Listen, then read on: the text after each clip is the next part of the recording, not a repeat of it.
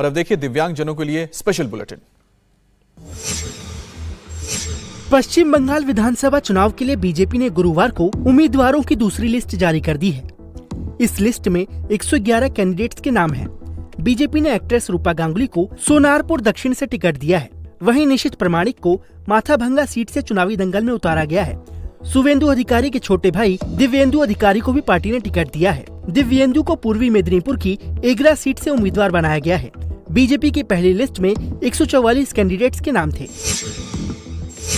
दिल्ली के पालम में हुए अग्निकांड की शोक सभा में बीजेपी और आम आदमी पार्टी के नेताओं में झड़प हो गई। हालात इतने बिगड़ गए कि शोक सभा में एक दूसरे पर कुर्सियां फेंकी गई। आप नेता सौरभ भारद्वाज ने आरोप लगाया कि बीजेपी के विधायक कुलदीप सोलंकी के गुंडों ने उन्हें कुर्सियां फेंक कर मारी। दरअसल बुधवार को पालम इलाके की 4 मंजिला इमारत में आग लग गई थी। हादसे में 3 नाबालिग लड़कियों समेत 9 लोगों की जान चली गई थी। हादसे के बाद लगातार अलग अलग पार्टी के नेता पीड़ित परिवार से मुलाकात कर रहे हैं। गाजियाबाद में डबल डेथ मिस्ट्री से सनसनी फैल गई है। मामला कविनगर थाना क्षेत्र के महागुणपुरम सोसाइटी का है, जहां 40 साल के शख्स ने 13वीं मंजिल से कूदकर जान दे दी।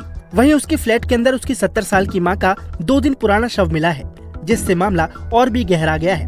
मृतक की पहचान राजवीर सिंह के रूप में हुई है, जो अपनी मां सतनाम कौर के साथ उसी फ्लैट में रहता था। मां की मौत किन परिस्थितियों में हुई, इसका पता नहीं चल पाया है। पुलिस का कहना है कि पोस्टमार्टम रिपोर्ट आने के बाद ही मौत की सही वजह सामने आई। यूपी के जेवर में बन रहा नोएडा इंटरनेशनल एयरपोर्ट का फर्स्ट लुक सामने आ गया है।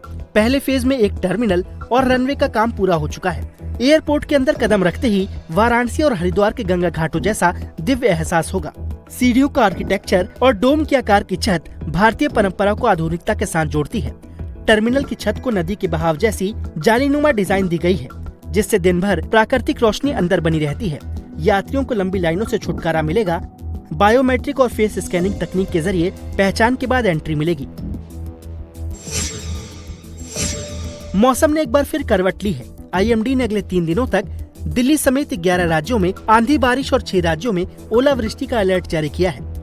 आज मौसम की स्थिति अधिक गंभीर होने की संभावना है, जहां तेज हवा के साथ बारिश की संभावना जताई गई है। कई राज्यों में ओलावृष्टि का भी अलर्ट जारी किया गया है। वहीं दिल्ली एनसीआर में गुरुवार को भी बारिश हुई। तेज हवाओं, धूल भरी आंधी, गरज चमक के साथ हुई बारिश से मौसम सुहावना हो गया है। वहीं पहाड़ों में बर्फबारी से जनजीवन प्रभावित हुआ है।